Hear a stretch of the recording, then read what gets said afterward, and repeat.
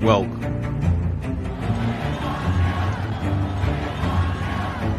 to Watching Football Week with your host, one half of that dynamic duo, Sean Spencer, and South Carolina's finest, Will Kramer. Don't play us if you're undefeated. Where we celebrate past success while looking to a bright future. There's a youth movement in Washington, and they're ready to take the reins, led by a fire force. It's a new day. Dawn. No longer the laughing stock. It's time to take command.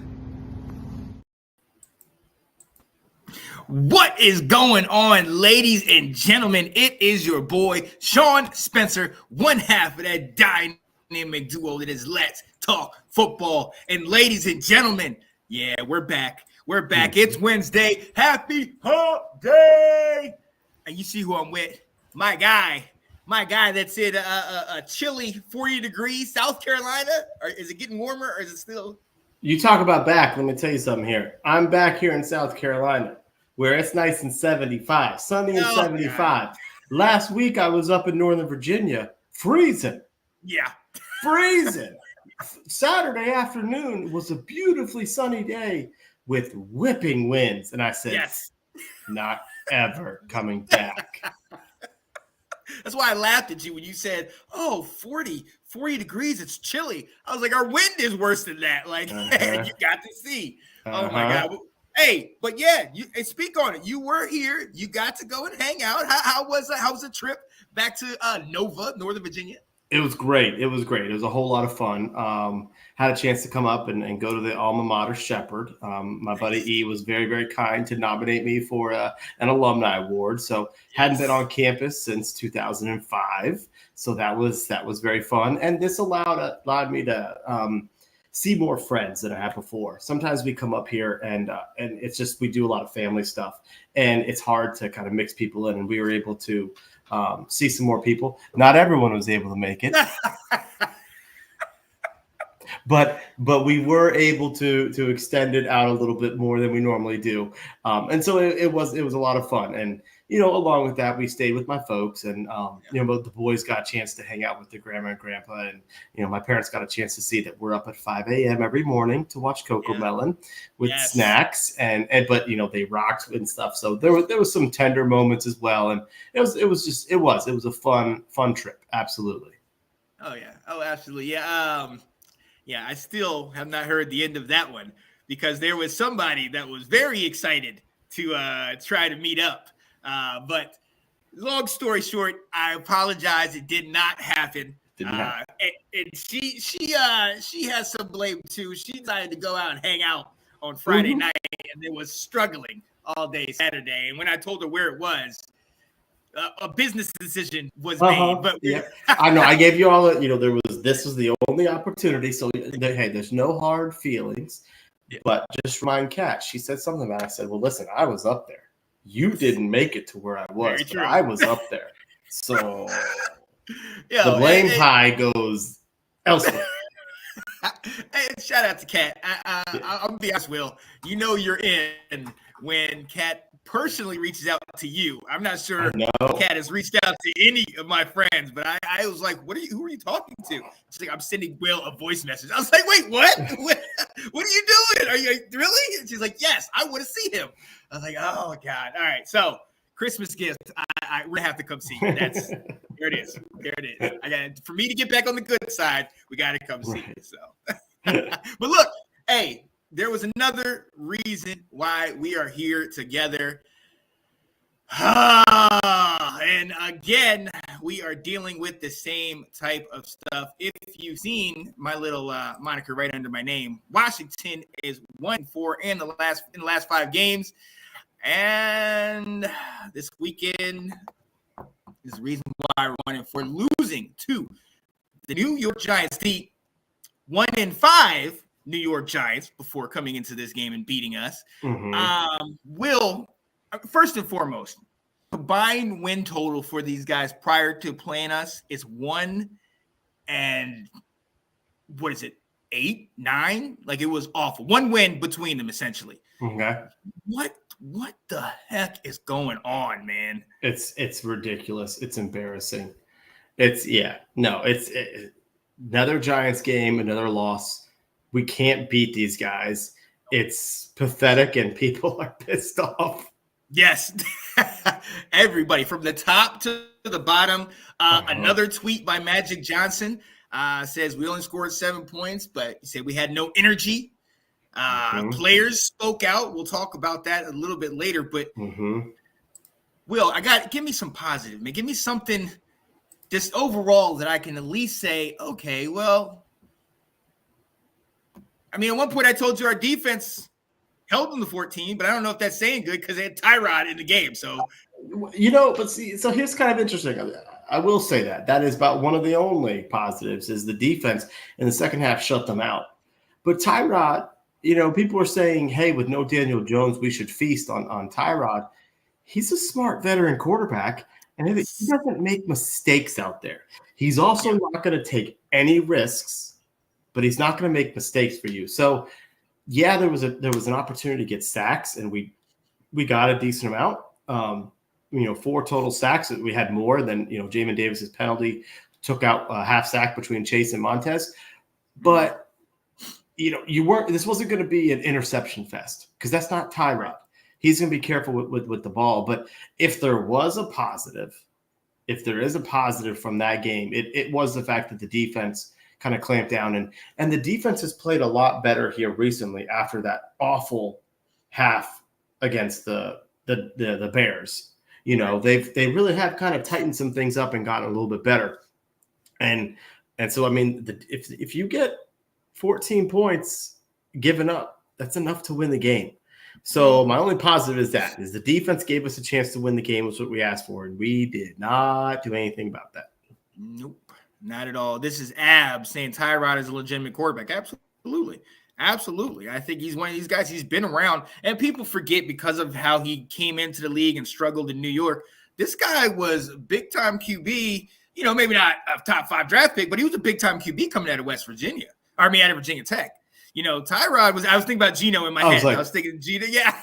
Who? Geno and Tyrod, right. No, coming out of Virginia Tech. And honestly, like Ab said, this guy is a wily veteran. This is the reason why they have him in there. And I, too, was one of those people that as soon as we heard, oh, wait, it's Tyrod in the game, first thought I was like, oh, well, we got this. Then I thought, Tyrod, he's no statue. Tyrod can move around, and like you said, he's safe with the ball. But at the end of the day, let's be very honest. He got more opportunities than he should have gotten because we couldn't get off the ground. Yeah. Our offense was poor. Atrocious. It was piss poor, and it was embarrassing. Yeah, thank you. It was embarrassing to see. I'm not going to lie. Absolutely. So, and Will, apparently, we're not the only ones who had some choice words. Ladies and gentlemen, if you are a Washington fan, or even if not, there was some comments that were made, and it was actually said out in the open. Jonathan Allen was interviewed after the game, and he didn't hold back. What's the evaluation like after a loss like that? They whooped our ass, plain and simple. Got to be better. Anything they did that surprised you guys early on? No, I wouldn't say so. I think it's just a lack of focus on our part, a lack of attention to detail, not starting fast, and creating holes that are too big for us to overcome in the second half. Does it get frustrating when that? It does. I'm tired of this shit. I'm tired of this bullshit. It's been 7 years of the same shit. Tired of this shit. What can you do now going forward to get it turned around? Get our minds right and get ready to play Philadelphia. Now, first and foremost, before I even talk about what he says, we got to look at the attire, because every time time that we've seen Jonathan Allen, he's been, together, he's ready to talk to, he's been a nicer, happier person. Obviously, these are terrible circumstances. But Will and Ab, you could back me up on this. Anytime you see a brother who got shades on inside, a do-rag on, and he opened it up, and you see the chain right there. He about that business. He about that life, and he ain't one to be messed with. So, shout out to the reporters for even being brave enough to ask the question to go in there. But listening to his remarks, I mean, it sounds elementary, Will. Everything he was saying was exactly what we need to do. But the damning part about this is your guy. This is the first major guy we signed and put a big price tag on. If he's saying this, what's the rest of the locker room saying?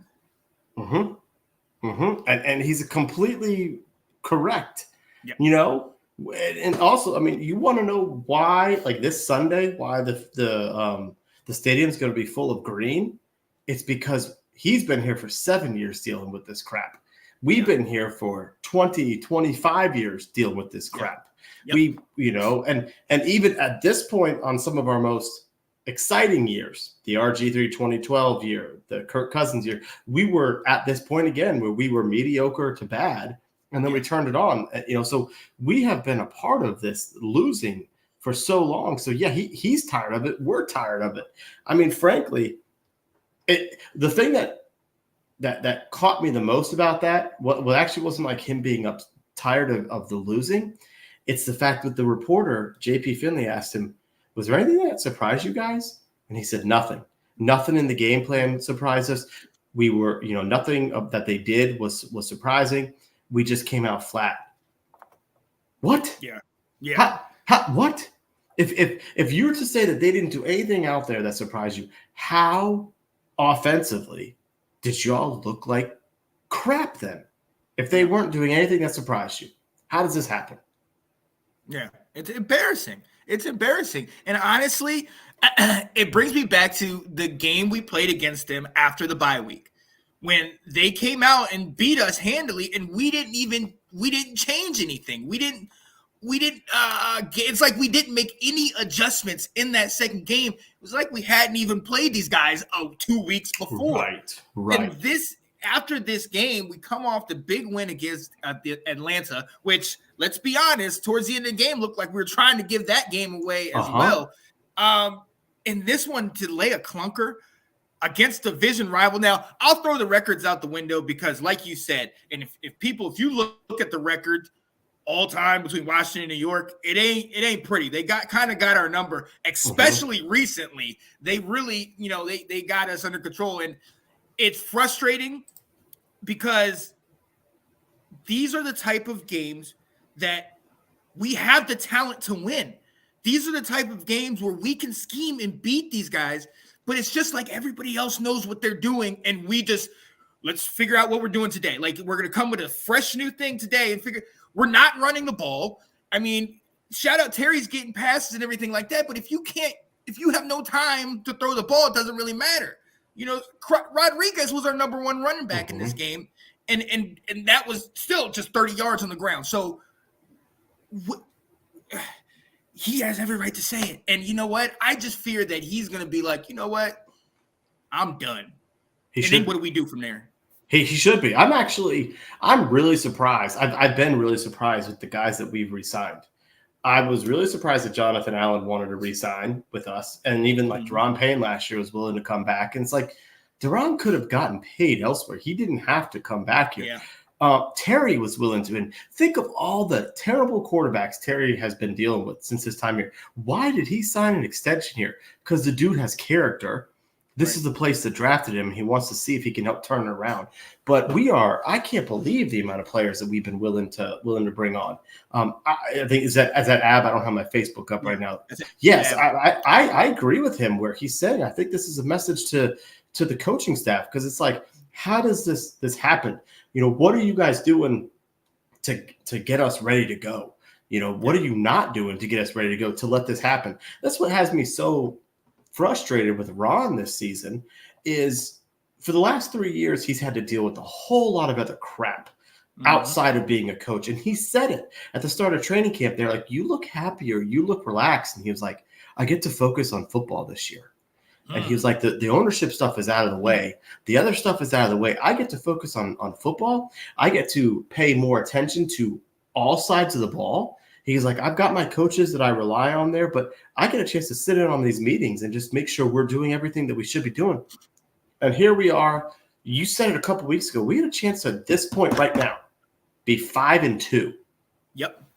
And the schedule played its way out there to say, for Bears, Giants, Falcons, these are all winnable games. Washington, you should win this. And now we went 1-2. And like you said, against the Falcons, we were trying to give them the game at the end with our terrible play calling in the fourth quarter in the whole second half. So it's like, what are these guys doing out here? I mean, with 3-4, it's like, Ron, you're managing this. This is your chance to focus on football, and this is what you give us in year 4. This should not be happening in your 4th year. Right. And look, I'm going to tell you something. It takes something out of a team when you're struggling and you got to consistently come back, kind of consistently do it and do it year after year. And I think that's the main thing that I caught from what he said is that we keep putting ourselves in holes that we can't dig ourselves out of.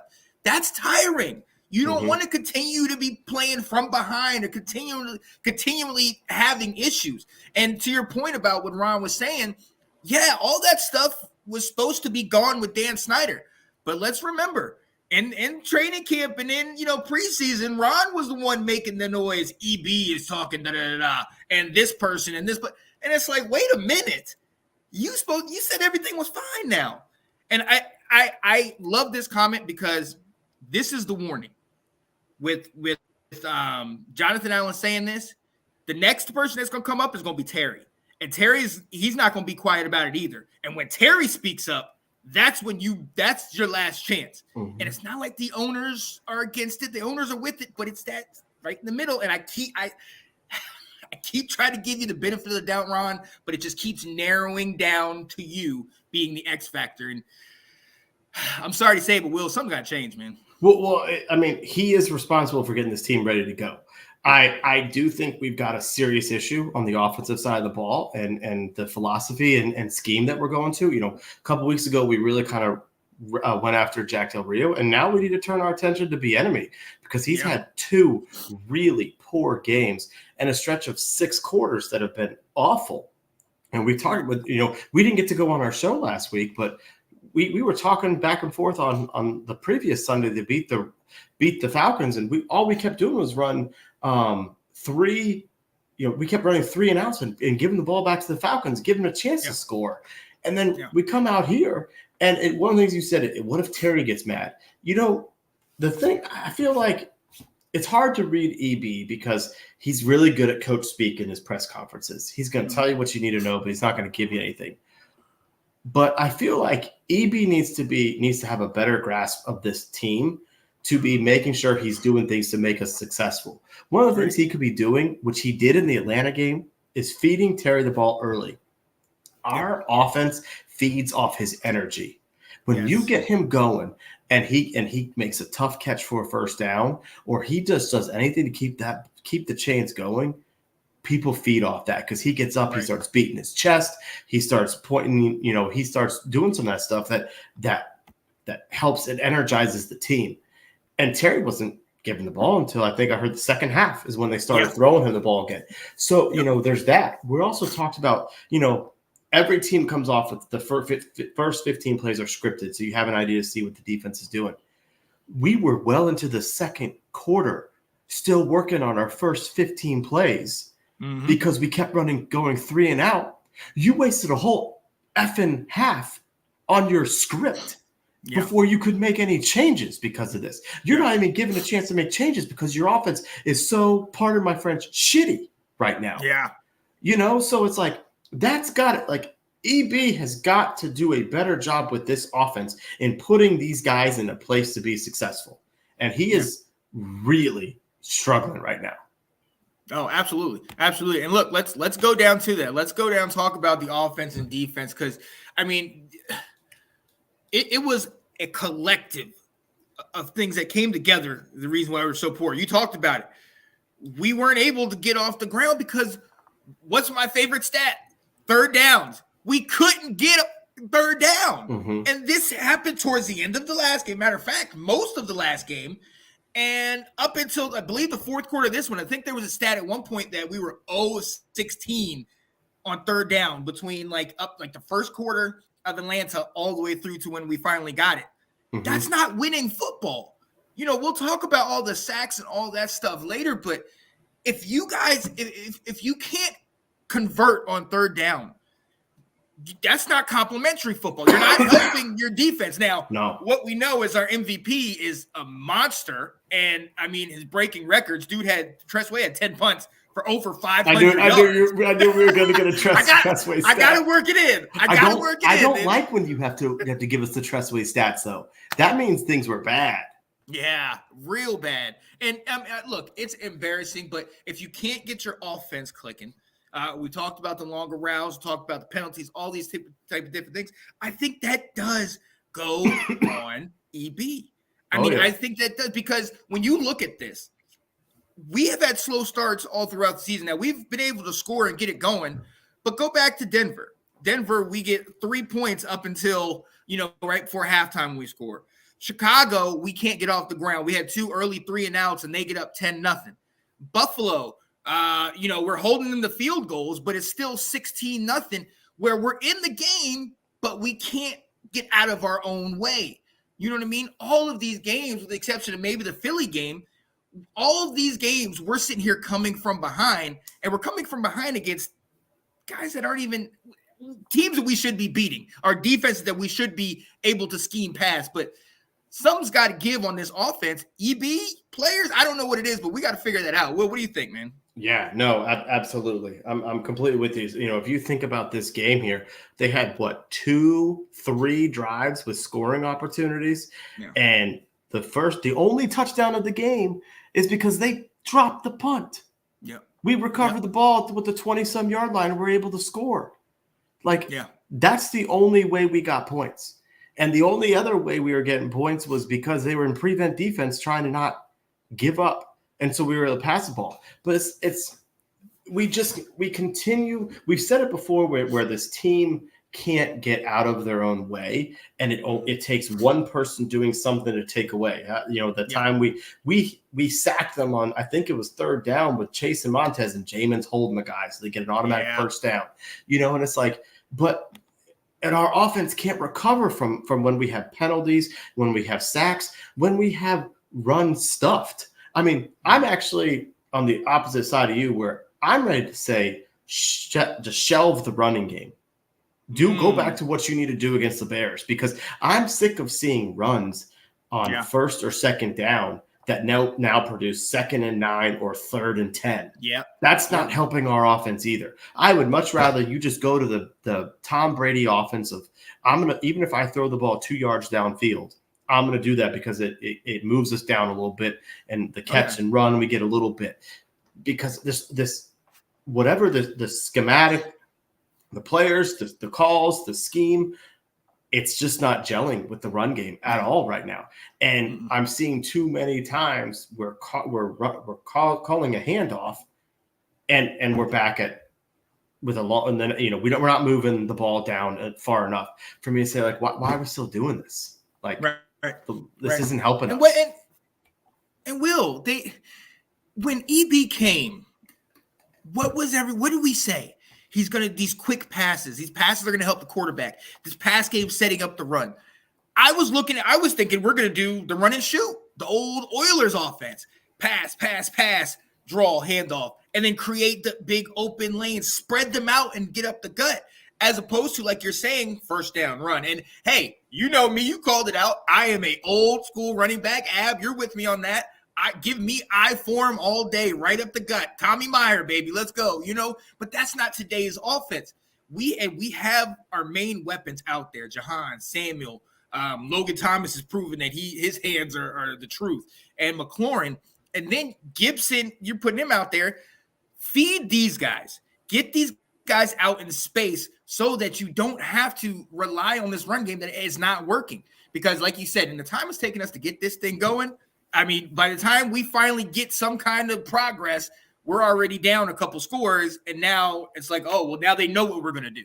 Right. You know what I mean? Right. Well, and it's also like there seems to be it's almost as if EB has joined our culture of coaching arrogance. Yeah. So we gave up another 6 sacks this week. How many games of 4+ sacks is it going to take for us to say we need to change something here? Yeah. And I even heard that we ran in the second half a whole lot more of tight ends staying back to chip and to block. Yeah. And, like we did some things to try and prevent this, and we're still getting beat. There's that play I think I sent you where 3 offensive linemen got fooled by a stunt. Yeah. 3 offensive linemen get fooled, and the guy runs free to hit Sam. And it's like, this is just – that's what I'm saying. Like, something about this scheme is not gelling right now. And I believe it's some of it has to do with individual talent, lack of it. But this is just – this ain't working at all right now. It ain't working. I mean, these are the trying times, and I still have faith in Bieniemy, and this is what I want him to go through a little bit to say, like, if you're going to be head coach material, you got to bring us out of this. But he's had the last couple games of that have not been good. Yeah, absolutely. What is going on, Chris? Be glad the Redskins don't have Titans issues. By the way, y'all in trouble with Eagles getting Kevin Byard. Yeah, the rich just get richer. It's just ridiculous what the Eagles got going on. That's how it is. But this is a great question by Ab. What if Ron Rivera handcuffed EB? There was a couple times on the sidelines where I'd see Ron kind of come over and be like, hey, blah, blah, blah, blah, and talking to him and stuff like that.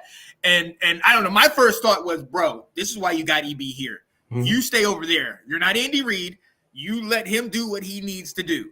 Now, maybe he was telling him because, hey, this ain't working. Let's try this, or let's get this person the ball. We don't know what he was saying, so we're just speculating. But at the same time, could this have been an issue? Could Ron be trying to stay? I want to stick with what I told people. We're going to run.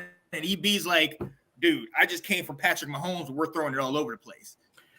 I mean, it was documented last year that Ron is the one who went to Scott Turner and said, stop throwing the ball so much. We need to get back to ball control. You need to run the ball. Heineke can't be dropping back this much. So the philosophy changed because of what Ron did. Last year. So there could be something to that. It's hard to know because when you see the game, it really does look like EB's in control of the offense. Every time they span him, he's writing something down and talking. So it's hard to know. But from a philosophical standpoint, from a scheme, yeah, I mean, Ron could be involved in that.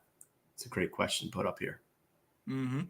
Chris, shout out to you. Say, I can't figure out why the Redskins thought Ron Rivera would be good. He wasn't good in Chicago or in Carolina beyond one season. I went with this last week. Do you remember that voicemail that that message I sent you? So Dan Snyder hired Ron quickly, and now he did some due diligence, during the season, and Joe Gibbs was behind it. But as soon as the season ended, all of a sudden we had our coach in the first 2-3 days, and everyone's like, Ron Rivera's coming here? Yeah. All right, this is good. It almost just reminded me to free agency, where we would go out and sign guys really quickly. Immediately. And we'd be like, hey, on paper, we just got this guy. And it's like, was he the right fit? Is he the right person for it? And that's where I think I'm most disappointed with Ron this year, because he's had a lot of junk that he had to go through as coach of when he started with the Redskins football team, now Commanders. That alone, the fact that you've had 3 team names just showed you, what his tenure was. But this was the year he was supposed to, this is his make or break year. And we're at the point now where if you were to ask Chris, being a Titans fan, what player from Washington would he want to have on his team? And he's going to name all the guys from the previous regime. And you can't even give Ron credit for Chase Young because that was given to him. And if anything, you could say Justin Herbert and Tua look pretty good, don't they? Did we really need another defensive end, or did you pass up a franchise quarterback? So that almost doesn't look good to him. So in 4 years as a coach-centric approach and being able to manage the draft, he hasn't brought in anybody that another roster would say, I really want that guy. Cam Curl's a good player, but he's not Terry. He's not Jonathan Allen. He's not Jerome Payne. He's not Chase Young. He's not Montez Sweat. These guys weren't brought in by Ron. So that is a major concern as to what direction has Ron brought us in 4 years. Oh, yeah. And then shout out to Cam Curl. I mean, but let's be very honest. He's been a very pleasant surprise because if you go outside of the NFC East and ask somebody, I don't think most people are going to know who that is unless they played against him and have seen. And even still, I don't think they would know. So, I mean, shout out to everything that he's been able to do. But like you said, he's not one of these guys that we're like, that's guy they could say is the face of the team. Jonathan Allen or Terry. He's not one of those guys. He's a great secondary piece. He's a good player. He's a good player on a team. He's a good player, but he's not. And post this thing about the Brandon Sheriff thing. Think about this. Ron Rivera inherited an offensive line with Trent Williams, Chase Roulier, Brandon Sheriff, and Morgan Moses. Now, Trent was kind of out the door, but he also could have tried to mend that relationship, say, It's me, I'm in charge. Instead, he just said, this is how we're doing things, and he shipped him out for nothing. We got peanuts on that trade. They lowballed Brandon Sheriff, on the extension, and he was like, I'm out of here, guys. It's the whole Jonathan Allen, 7 years of this. I'm tired of this stuff. Sheriff knew. He's like, well, I'm getting out of Washington. Look what he's done to our offensive line in the last 2 years. Name our offensive linemen. Our guards these last 2 years, we've gone in with Norvell. Yeah, guys who are old. We went into training camp trying to figure out who the left guard is, and we went out. We ended up with a fourth round pick who's been hurt for his first 3 seasons in the league as our starting left guard. Yep. What are these personnel moves? And you do this when you're going to start a rookie quarterback. Is that a recipe for success? No. Will, it's frustrating. It is because sometimes it seems like they're trying to work against our best interest. It's like I'm not sitting here and act like we know all this stuff, but when we all can see what's going on and other teams are seeing this, I mean, just along the line, we'll talk about sacks later, but when Martindale is sending at least 5 guys on every single play, don't you think it'd probably be smart to at least leave a tight end in there? And I can't even say leave a running back in there because some of those running backs whiffed or got blown up and our quarterback got sacked. You know what I mean? But still, a couple games ago, we were doing some max protect. Now, they only put out two or three guys out on the routes, so that had to hit. But still, give him time. Give him some space. There's really something, and I'm going to say this. I've talked to you a lot about my guy, Sam. It's getting to the point now where I'll look at him mid-game, and he's like kind of looking around. And guys, you mentioned to me, guys are saying, hey, the pressure's coming from here. Here comes the blitz. And Sam will give you one of those, okay. And it all goes away after that. And then he just so it's when you keep getting sacked, then you talk about the fan of sacks with Carson Wentz and all that. There are times where he's back there and he'll pull it down really quickly and like, all right, how do I get out of here? You know what I mean? And it's a detriment to him, the offense, but you don't have time to throw it. It's rough. Will, I want to know why is my quarterback not out there stomping his foot, yelling hot route, red 7, right to where the blitz is coming from.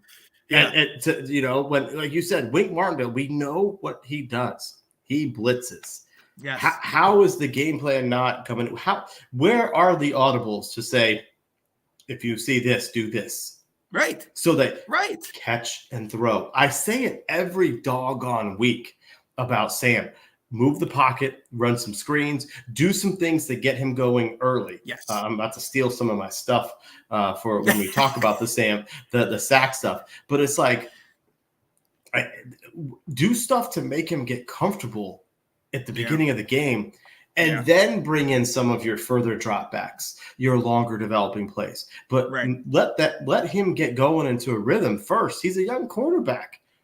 Come on. He's a young quarterback in an NFC East game. Only his second NFC East game. Baby him in. This is where I get frustrated about Bieniemy's scheme. Why can't we go back to what we did with RG3? You're going to look to the right. You got option number 1. You got option number 2. If those aren't open, run the ball. Yep. That's what Shanahan did for him, so that he could figure out how to move the ball. Yeah. Why can't we simplify things for Sam right now? No, we need to. We absolutely need to. And I'm gonna flip. I'm gonna go now to the defense, because the defense, albeit we've been struggling, but let's be honest, the defense has been doing their damnedest to keep us in the game. That's why what Jonathan Allen said was so mind-blowing when you really break it down, because it's like, dude, he almost was. It goes back to, I want to say about somewhere in between 98 and 2003, 4, 5. We had Marcus Patton on our defense, number 53. And our defense was one of the top 5 defenses, but we had a terrible offense. And at one point in a Giants game, Marcus Patton shut them down, and then the offense came on the field, gave them the ball right back. And you see Marcus Patton is walking past, I think it was one of the quarterbacks, and he said, he's bull. We're coming out here and we're shutting these guys down. We're giving you guys the ball, and then we're not having any time to rest. You are sitting there and killing us worse than they are. Like, this is crazy. And I think Jonathan Allen is saying it to the management, but he's also saying it to the O-line. Mm-hmm. Like, figure something out, because this is ridiculous. If we are sitting here, we talk bend but don't break. If that's what's going on, if we are sitting here trying and relying on our defense, well, how the heck is our offense even giving them the opportunity if you're sending them out there 3 plays later? And sometimes those 3 plays aren't even a full minute, because sometimes it's one run, stop. Quick pass, incomplete. 2-yard pass, down. Now we're punting. And then all of a sudden, now this defense that's just been able to sit down and squeeze the water is now back in the game. And I'm telling you, they're not only getting frustrated, but they're pissed off. And I understand that, Will. I understand that, man. What do you think, man? Absolutely. No, I'm with you. I mean, we said earlier, this season we were getting concerned against the Bills and against the Bears with how bad the defense was playing. And they seem to have fixed some of these things. Right now they're running that single package a lot, and that's kind of stopping the run and, forcing people to pass the ball. So they've been able to kind of not be good, but be serviceable. You held the team to 14 points, and your offense does nothing. Our defense is not going to be top 5. We don't have the type of playmakers at the back end, to really flip games. Hence why they wanted to get Emmanuel Forbes. But, we don't have guys that in our secondary that really scare quarterbacks to say, "Ooh, I better not throw there. I better be careful with my throw." Kendall Fuller makes some interceptions. He jumps routes a little bit, but, BSJ is not a ball hawk. Derek Forrest is not a ball hawk. He's out, injured right now anyway. Cam Curl's not a ball hawk at all. We got nobody that back there that's going to be flipping the field very, really well. And so it's going to be a situation where the defense is going to give up yardage, which is going to get them gassed, which is they're going to need some time to rest to go back out there, because they're not this dominating 3-and-out, tons of pressure, scare the living daylights out of a quarterback type defense. But even with that, they still went after the quarterback and made some plays. They had 4 sacks last week, or in the game. Chase and Montez were after the quarterbacks. Chase had a good game last week. Again, he had another good game. He's put a string together. 14 points, man. Got to be able to win a game if you give up 14 points. Yeah. And then I messaged you after halftime. And I was like, you know what? Our defense isn't playing bad. And the last thing you had seen was when Saquon had broke free with the terrible tackling and got the touchdown. But since that point, just like what was it last week? Since that point, we were shutting them down. Since that point, the Giants weren't able to really, start moving it down on us. And obviously we shut them out in the second half. But I mean, from their perspective, you're sitting here and it's almost like, what are we playing for now? Because if we don't get the ball, and that was the whole theme of the draft, get guys, ball hawks, get guys that are going to create turnovers. Mm-hmm. Well, if they're not doing that, what's the adjustment? They're not even on the field. Right. It keeps going back to Ron. It keeps going back to him. But at the same time, I'm going to give give him the benefit of doubt on this and say the players still have to go out there and do it. You know what I mean? Some of these schemes, some of these things are contested passes. Some of these things, like you talk about the split sack by Montez and Chase, where it gets called by a penalty. That was a third down. Mm-hmm. You know what I mean? And Jamin Davis is just looking like, oh, man. No, these other players need to be like, dude, we were getting off the field. Like, I need more fire from that. And going back to the comment Jonathan Allen made, we need a little bit more of that fire. I need a little bit more of that. On the field. I mean, we don't need to see the fist fight that we had in Dallas a couple years ago, but we need some guys getting in other faces. Yeah. Absolutely. Let's see. Johnny said, I've noticed the teams that control the middle of the field are the ones kicking ass on both sides of the ball. Mm-hmm. Well, that ain't our team. No.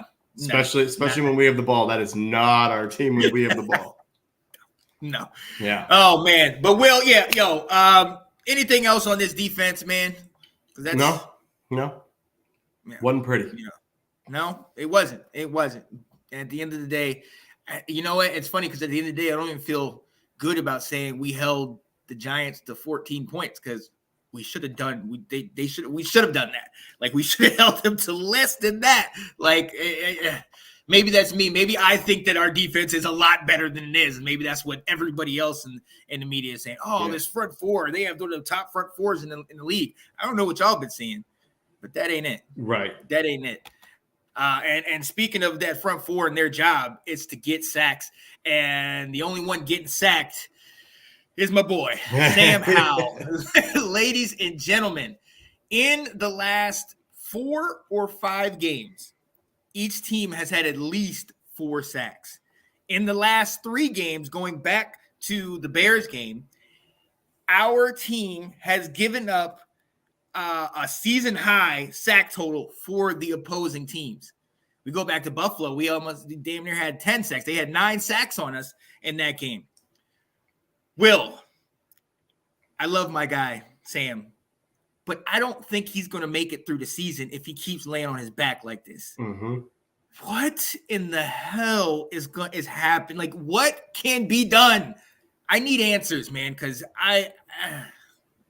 it hurts, man. Yeah. Yeah, it's kind of interesting because after this game, listening to DC radio, watching a couple people on Twitter post some videos, really the narrative was that this was Sam. A lot of this was on Sam, even to the point of saying that the scheme was getting guys open.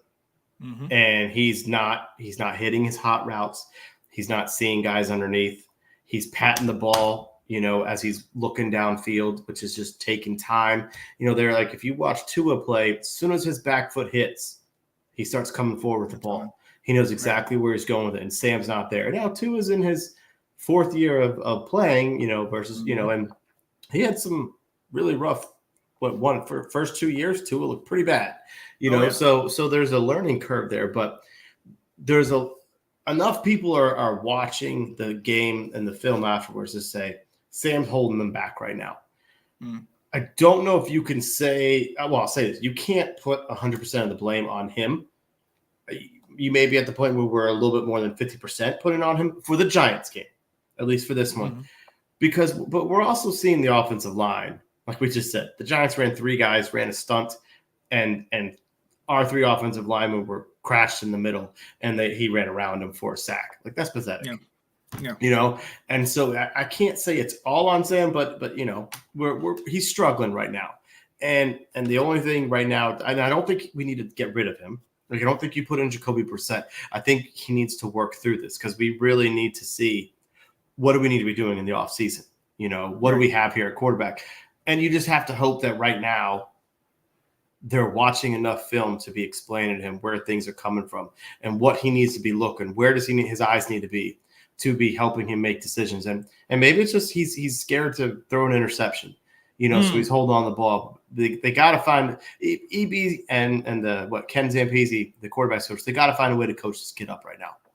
Right. They got to find a happy medium somewhere where he can let loose and be kind of a gunslinger and get that ball out. But at the same time, if he's going to be cautious with, okay, I respect it. But if you're going to be cautious, then you take what the defense gives you.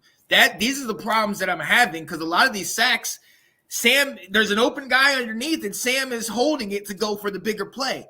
You can't do that. We can't play hero ball. One thing I will say about Sam, and I hope people see this, we know how many times he's been sacked. We see that stat. But this man gets up each and every time. He's taking some shots. And I've seen quarterbacks that taken less than, a softer shot and not be able to get up. Sam has been toughing it out all the way through. With that being said, yes, he at times holds the ball too long. Yes, sometimes he looks like it's a deer caught in headlights. You know what I mean? But I just, with the fact that this is technically his rookie year, with the fact that we know the struggles that we're having, he's learning this offense new, you know what I mean? Trying to understand what EB's doing. And then obviously the issues with the O-line. We got to give him the benefit of the doubt, in my opinion. Because do I think it's all his fault? In this game is, I'd say a little more 50-50. But in games past, yes, it has been. A lot of times he has, and some of the Falcons games, he ran into sacks where it's just like, dude, somebody needs to tell him, take a deep breath and get through the play. You know what I mean? Like, don't try to get everything back. Don't try. But part of that is if you get down early, he wants to bring you back, and you can't do that all in one play. You know what I mean? So, look, people are going to be hard on Sam. Jacoby's a very good quarterback, though. You may want to look at him. So, all right. So this is my point. This is my thing, because Nicholas Rosario said this as well, that Jacoby is a good quarterback, blah, blah, blah. What do we want to do in Washington? Are we trying to play for 1 year and play with this random quarterback? If that's the reason, let's go get Fitzpatrick back. Let's go get Wentz back. We need to change the narrative in Washington. The reason why people don't want to come here, especially at quarterback, is because they know they're going to get 1 year and that's it. And they know they're not even going to get a year where they're getting great protection or a great run game or wide receivers. Look, they're getting a year that might be a struggle, and it's only guys like Carson Wentz that need to have a bounce back, that are almost on the outskirts. Mitchell Trubisky would be a guy that would probably want to come, and he was somebody that we talked about last year. But if we are in such a hurry to get rid of a guy because he's struggling, but we can still say he's a rookie, we can still say he's young. I just don't, that those things don't match up. Like, Will, tell me I'm wrong. Like, I get that he's having struggles, yes, but with the team that we have around him, with him being young, this is par for the course. Am I wrong? No. I mean, we're seeing a little too much, pattern behavior or pattern play out there. And I think, I love the comment by Here's Johnny, because he's not wrong in saying Jacoby could provide something else, could be providing a spark, but this franchise needs to see, is Sam the guy? If he's not, then we need to be drafting someone, and we need to have a good draft pick in order to do it. We can't be picking 19th, 16th, 18th like we've been doing in order to get him. The Patriots were very lucky to get Mac Jones at 15, the year of all those quarterbacks. The Steelers getting Kenny Pickett, I don't think he'd be doing a better thing here, but they were able to get somebody in the 20th round or 20th pick, but that's rare. You got to be picking in the top 5. In the top 10, to be getting somebody. So we really need to sink or swim with Sam this year. Mm-hmm. Otherwise, we're back doing like what you've been saying. We've been doing this 7, 8, 9 win team with Jacoby, and you might get in the playoffs, but you're not threatening anybody. Right. And so I think you could make the argument. If Ron wants to win, he would be putting in Jacoby, but he really needs to be finding out what he's got in Sam. And I only talked about Sam earlier, and I kind of spoiled some of the things I was going to say about Bieniemy. I think this is where it's like my criticism is on Bieniemy to say, what are you doing to help this guy out? Because every single game, you guys are giving up 4 to 6 sacks. There's something wrong here. And if it really, really, really is on one player, then you should be taking that guy out, or you guys are okay saying we're going to ride or die with this guy, but it ain't working.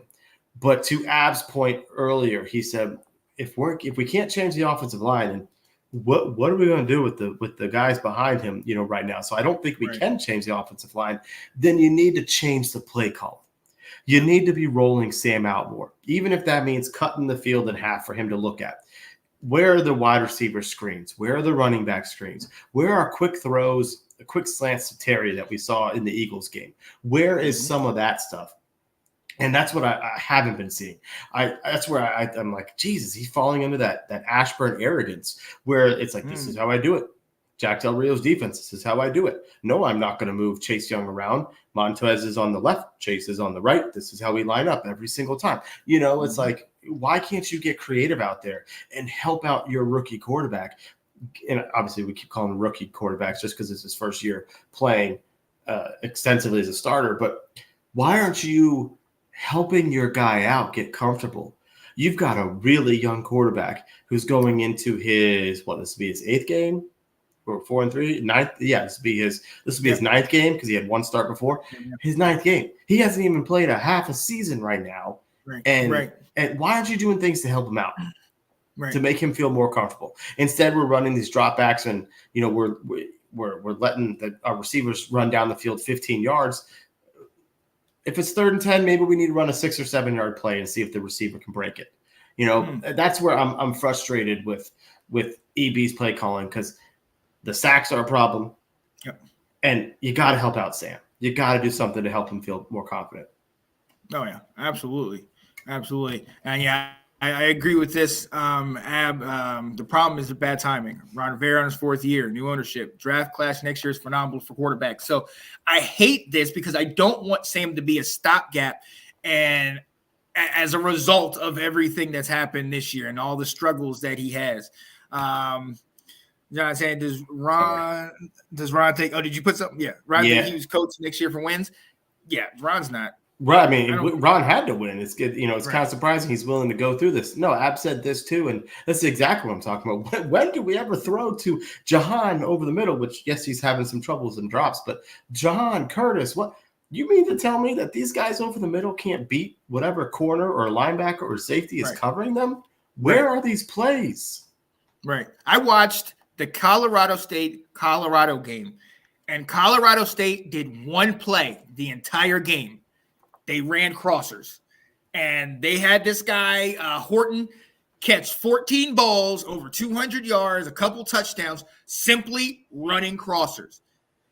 It's elementary, and it's like we're not doing that. Our tight end, Logan Thomas, has proven that even if you take a headshot at him, he will still be able – he'll hold on, he'll make the play.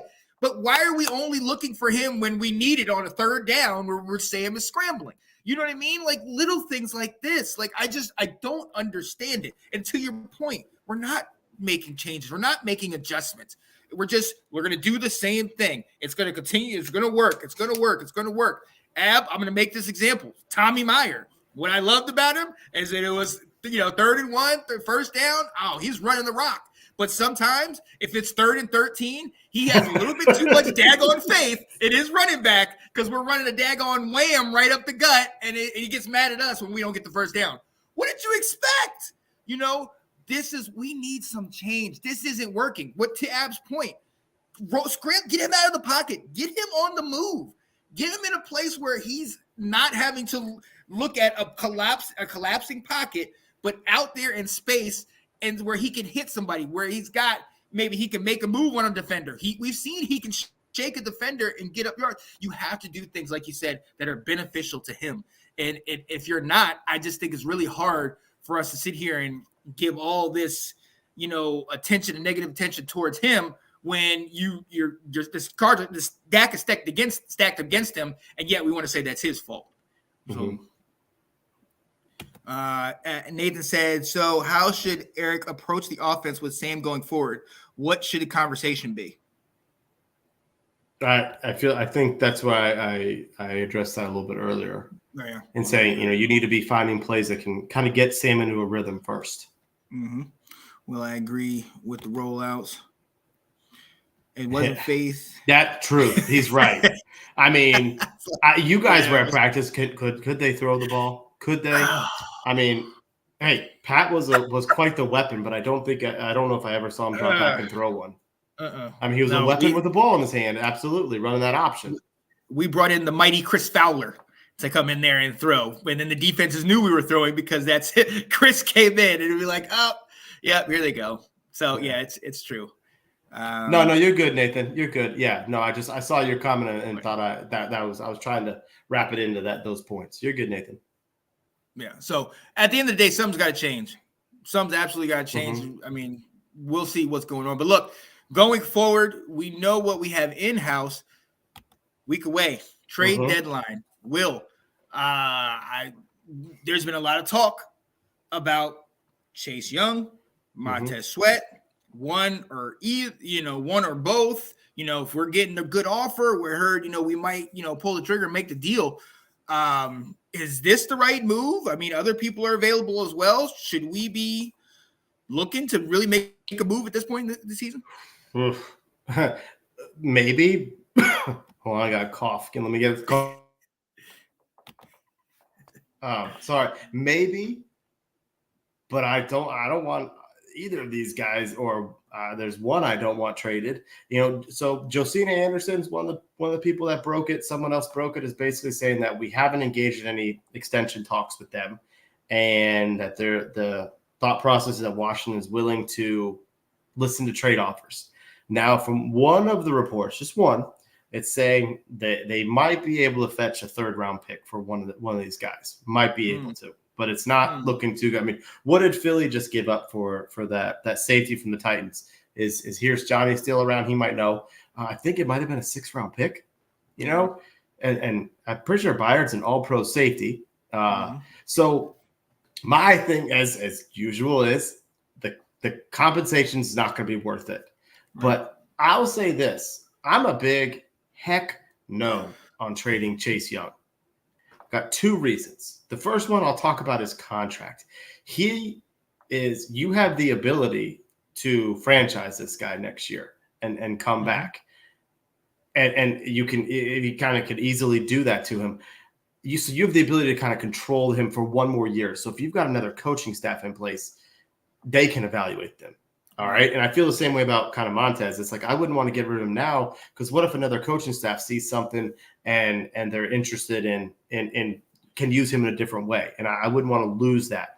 But also right now, I think Chase is outplaying Montez this year. I've become a big fan of not sacks, but percentage of pass rush wins. How are you affecting the play?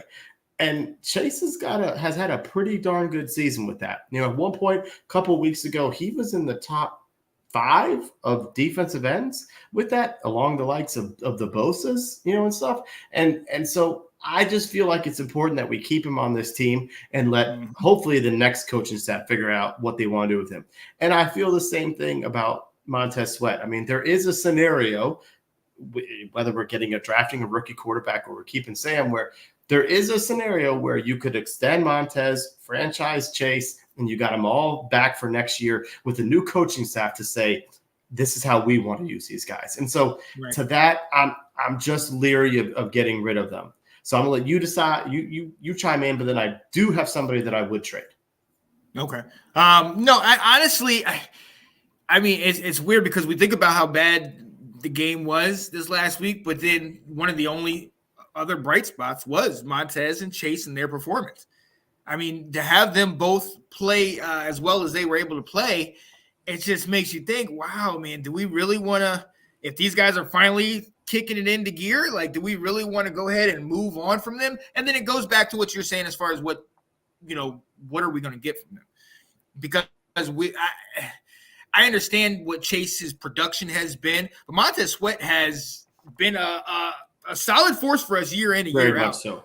Montez is one that we've all kind of said, hey, this is the direction we want to go if it comes to the 2 of them, because it's more consistent and Montez plays with the defense. It kind of works with them. So personally, I don't want to get rid of either of them because I don't think we're going to get what we gave, like what we would get if Chase was healthy the entire time and playing all the way through. In my mind, as far as what I would look for, I mean, or maybe potentially trade away. at this point, I would see what we can get for Gibson. Yes. And I don't want to get rid of him per se, but it's almost like McKissick last year.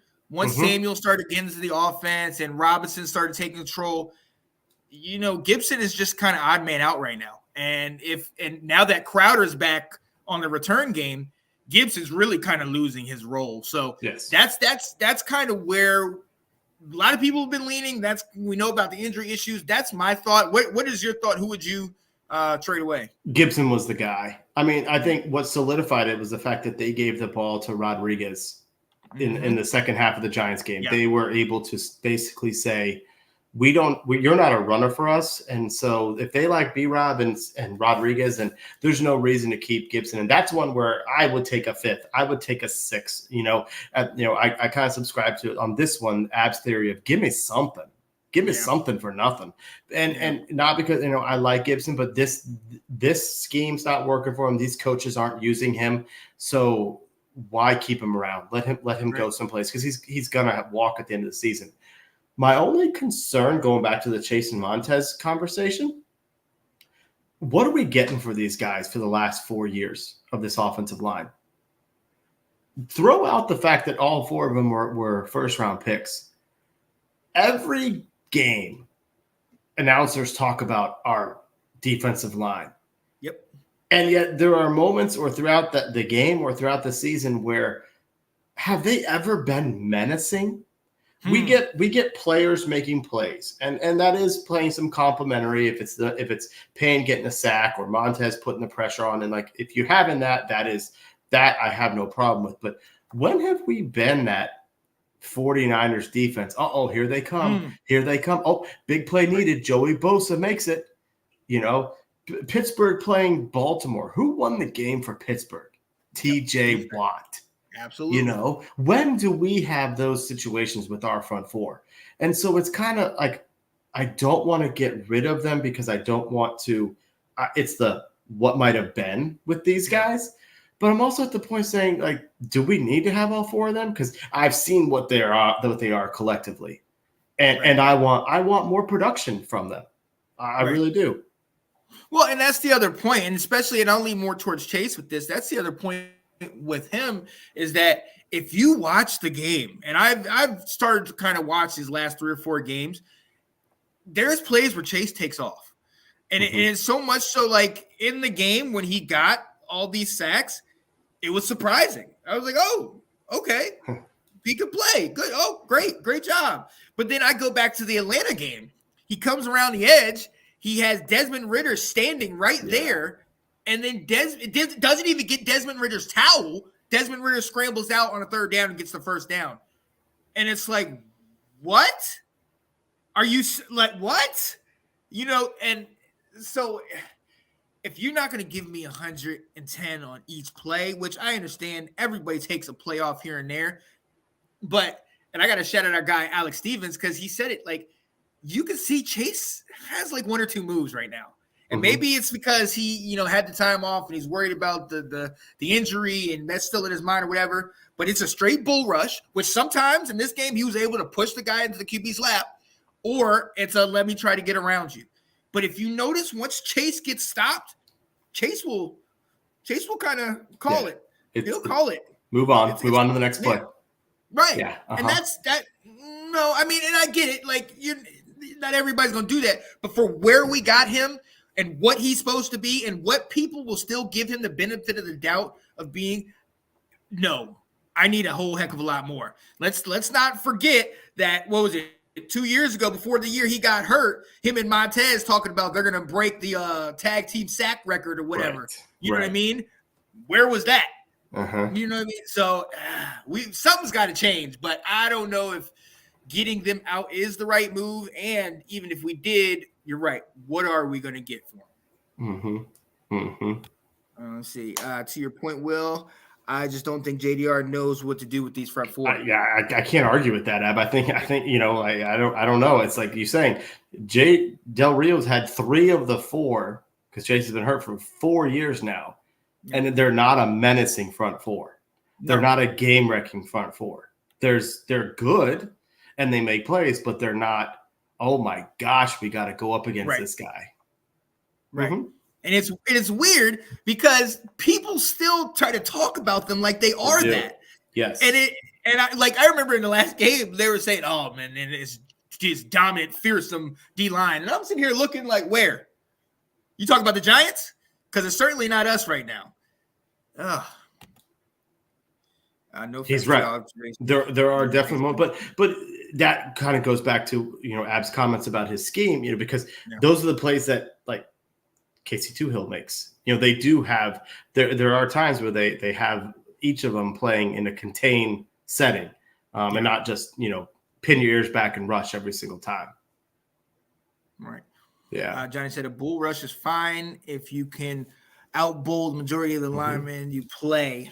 Sadly, that was the comment after going into his second year. Basically, they're saying, hey, you ain't going against Indiana right now. These guys have seen your moves. You need to be coming up with something because his number one is using a bull rush to get past people. Mm-hmm. And I'm gonna be very honest with you, and I think this helped him out his first year in the league when he got Rookie of the Year. Like when he was in college, like you talk about playing Indiana and stuff like that. A lot of people, he beat them before he even got on the field because they were feared. Oh, here's the big bad Chase Young, and that carried in that first year. Mm-hmm. But I think he kind of. I think I was talking to you about this. I think he kind of still thinks that people fear him like that, right? And those O-linemen are just saying, "I'm not scared of you." Right? You think Trent Williams is scared of him? Come on now, come on. So yeah, look, we will see. Is there anybody else outside of Gibson? Yeah, we'll see what Washington does. We'll see how things play out at this particular point. But hey, let us know who you guys think should potentially come trade over. Absolutely, love the comments. Thank you so much for everyone who's chiming in. This has been fun. Absolutely. Yo, we're gonna take a quick little breather, and then on the other side, talk a little bit about the Eagles.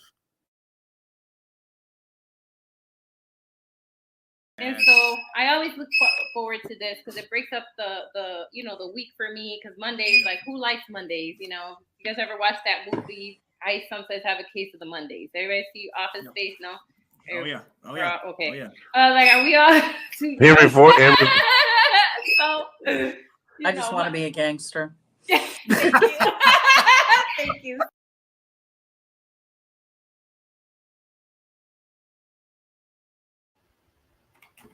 Yeah, buddy. Shout out to the Roundtable Tuesday nights at 8:30 p.m. Nicholas Rosario, Delilah Crespo, Anthony Handy, and Tina Winter joined them yesterday to talk a little football. And I don't know how positive that was because the Falcons, the Bears, and the Broncos all won, and we lost. So there you go.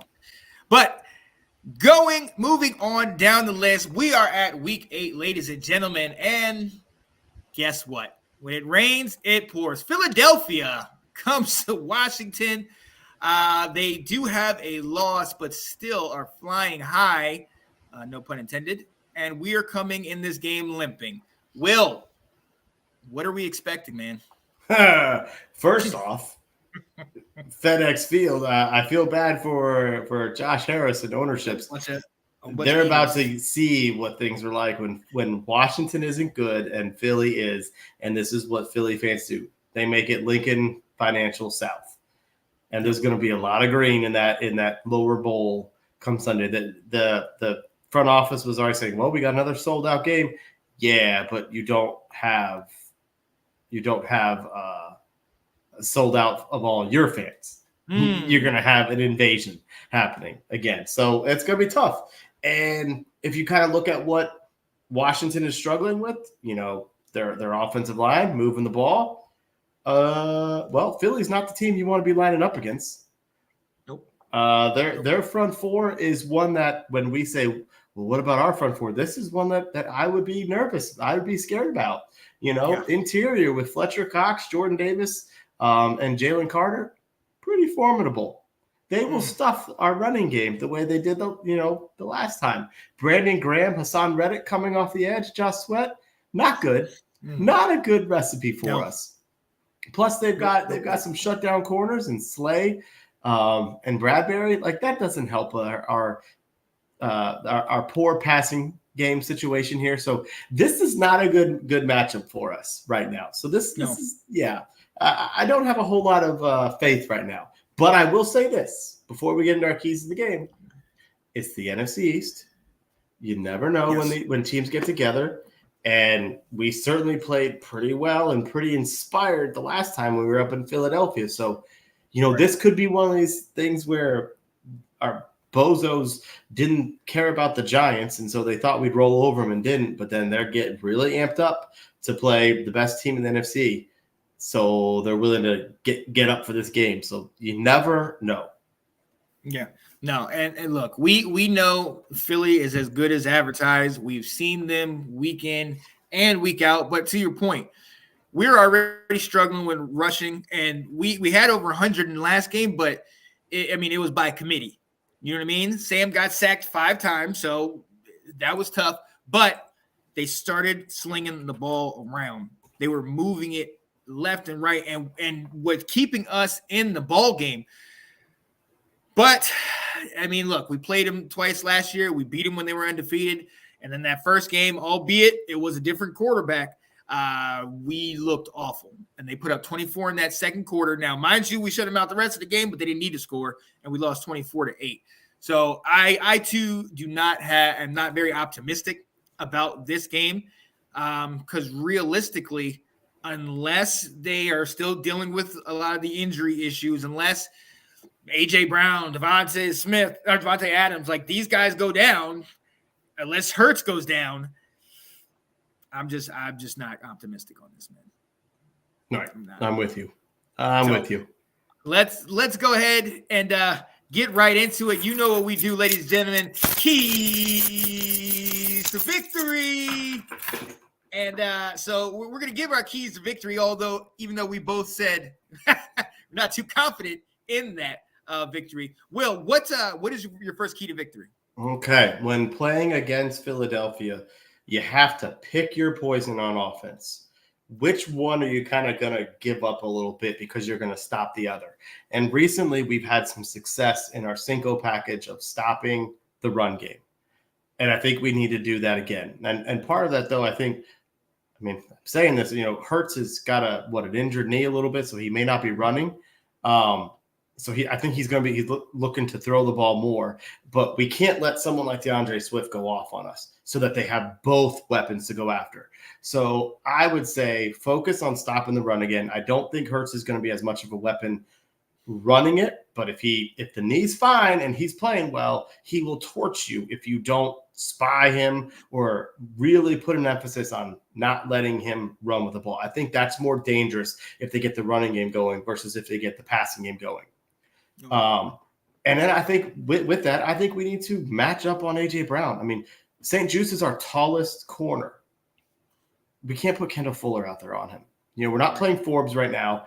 So you're going to have – BSJ is not a ball hawk. He's not a turnover guy, but he does get in guys' faces. He does knock the ball down a little bit.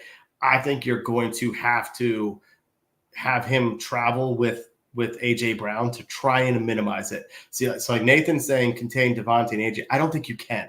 I think you almost have to concede that they're going to get yards. They're going to, so you're going to understand that the passing game is going to move the ball a little bit. You can't let it burn you the way it did the first game, but you can't let the running game also hurt you. So where now they're going down the field with ease. So that's going to be my thing. Make them beat us through the air is the first one. Oh yeah. Almost. I don't know, man.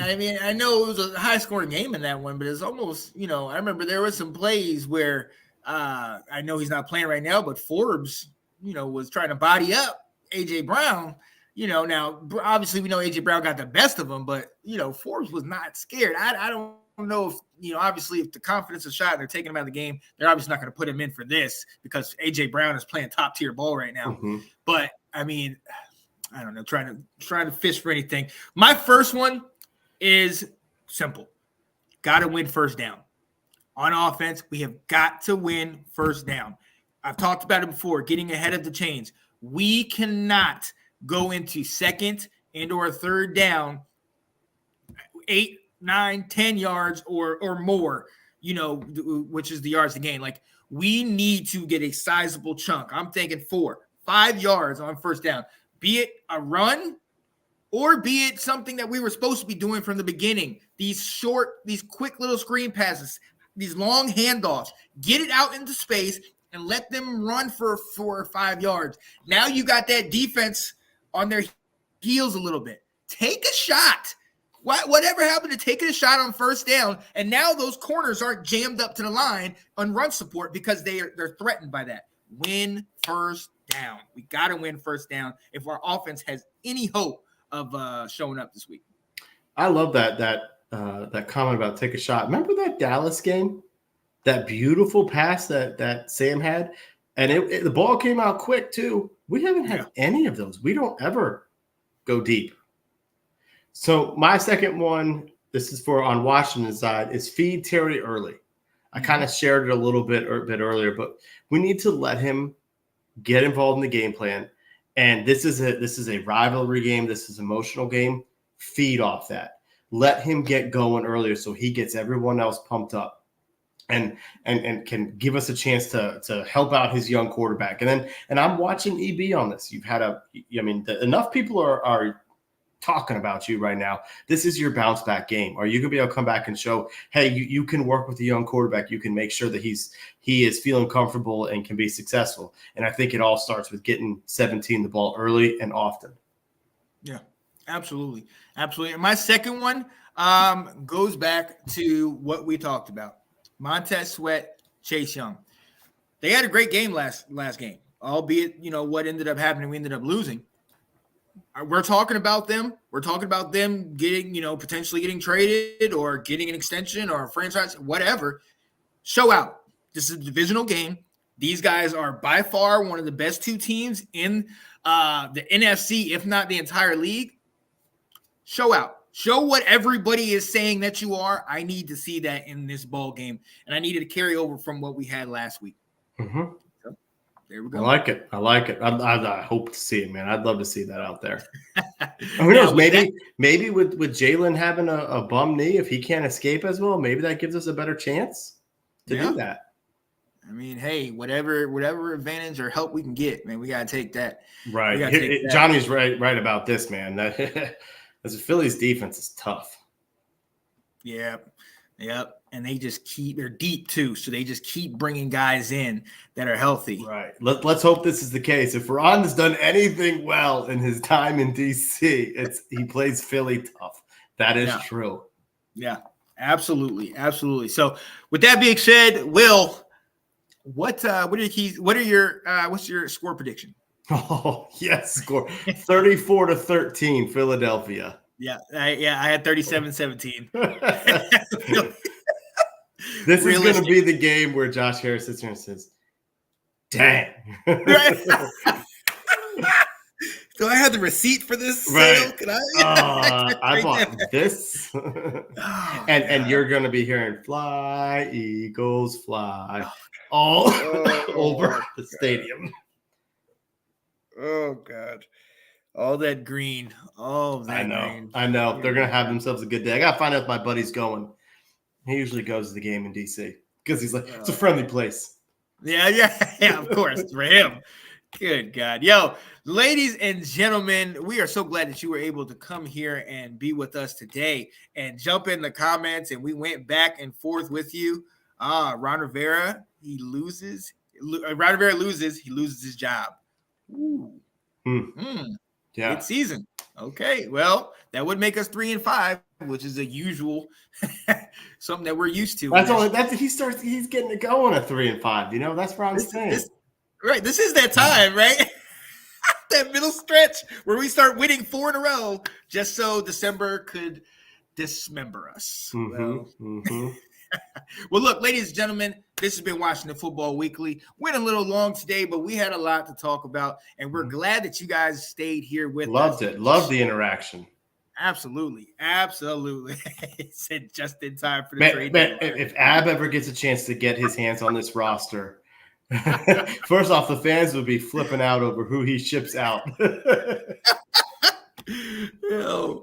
Love the eye roll, Will. Yo, ladies and gentlemen, yeah, definitely check out the game on Sunday. Hopefully we are both wrong and we could get the W. We had a little bit more faith in the first game, but we were quite wrong about that. I mean, we thought it would be a little distance between us, but we were really close on that one. And I'm looking forward to see something like that. Right. Yes, you would. Yes, you would, Ab. Yes, you would. No, I would pay money just to see Ab say, cut, you're gone.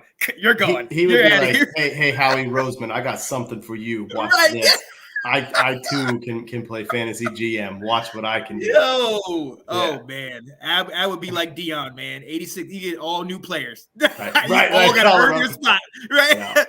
Everybody earns their spot on this team. Uh-huh. Let's go. Let's go. Yo, appreciate y'all being here with us, and we hope y'all have a good rest of your week. But we're gonna go ahead and get out of here. For my boy, Mr. Will Kramer, you know who it is. It's your boy, Sean Spencer. This has been Washington Football Weekly. And as we always say, ladies and gentlemen,